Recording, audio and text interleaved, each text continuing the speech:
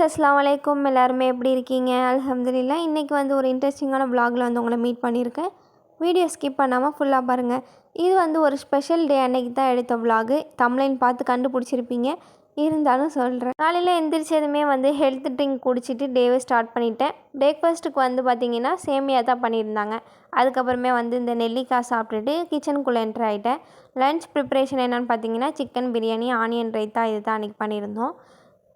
Chicken பிரியாணிக்கு வந்து அம்மா வந்து சிக்கன்லாம் க்ளீன் பண்ணிகிட்டு இருந்தாங்க. நான் ஒரு சைடு வந்து வெங்காயம், தக்காளி இது எல்லாமே கட் பண்ணிகிட்டு இருந்தேன். இன்றைக்கி வந்து கொஞ்சம் அதிகமான குவான்டிட்டியில் சமைக்கணும் அப்படிங்கிறதுனால கொஞ்சம் அதிகமாகவே வெங்காயம் கட் பண்ண வேண்டியதாக இருந்துச்சு. நான் ஒரு சைடு கட் பண்ணிகிட்டு இருந்தேன். அம்மா ஒரு சைடு சிக்கனுமே க்ளீன் பண்ணி கொடுத்துட்டாங்க. அதுக்கப்புறமே வந்து நாங்கள் பிரியாணியுமே ரெடி பண்ணிட்டோம். நான் சமைக்கிற பிரியாணி வந்து எப்போவுமே ஒரே டேஸ்ட்டில் வரும்னு நான் சொல்ல மாட்டேன்.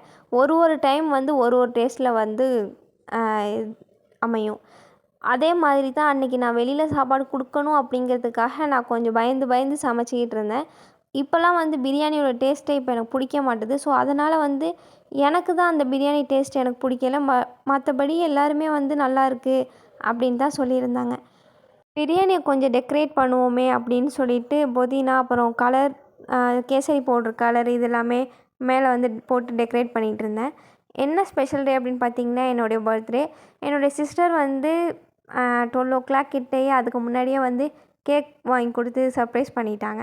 ஸோ இது வரைக்கும் நான் கேக் வெட்டி பல வருஷம் ஆகுது. இந்த டைம் வந்து கொஞ்சம் டிஃப்ரெண்ட்டான பர்த்டேவாக எனக்கு இருந்துச்சு. கொஞ்சம் கிஃப்ட்டு கிடச்சிது, அப்புறம் கேக் கட் பண்ணேன். அந்த மாதிரி கொஞ்சம் இது வரைக்கும் அந்த மாதிரி அமைஞ்சது கிடையாது. அன்றைக்கி அவுட்ஃபிட் வந்து இந்த ட்ரெஸ் தான் போட்டிருந்தேன். இப்போ ஓப்பன் பண்ணுற கிஃப்ட்டுமே சிஸ்டர் கொடுத்தது தான். இது வந்து கொரியரில் அனுப்பி விட்ருந்தாங்க. இந்த ட்ரெஸ் வந்து நான் கேக் வாங்கி கொடுத்ததுமே ரொம்ப சர்ப்ரைஸ் ஆனேன். பட் இந்த ட்ரெஸ்ஸு எனக்கு வரும் அப்படின்னு சொல்லிட்டு நான் சுத்தமாக எதிர்பார்க்கவே கிடையாது. ரொம்பவே எனக்கு பிடிச்சிருந்துச்சு. இந்த வீடியோ நான் அப்லோட் பண்ணாமல் இருந்திருக்கலாம். பட் இது என்னுடைய மெமரி. அதுக்காக சொல்லி மட்டும்தான் நான் இந்த வீடியோ வந்து யூடியூப்பில் அப்லோட் பண்ணுறேன். ஸோ இதை நான் எப்போ பார்த்தாலுமே இது ஒரு மெமரியாக எனக்கு ஒன்று இது எப்போவுமே இருக்கும் அப்படிங்கிறனால நான் இதை வந்து அப்லோட் பண்ணியிருக்கேன்.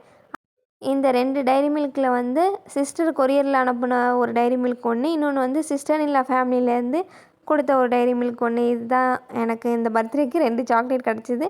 அதே மாதிரி 3 கிஃப்டாக கிடச்சிது. இது வரைக்கும் இந்த மாதிரிலாம் எனக்கு கொடுத்தது கிடையாது யாருமே. ஸோ இந்த வருஷம் ரொம்பவே டிஃப்ரெண்ட்டாக ரொம்பவே ஹாப்பியாக இருந்தேன் நான்.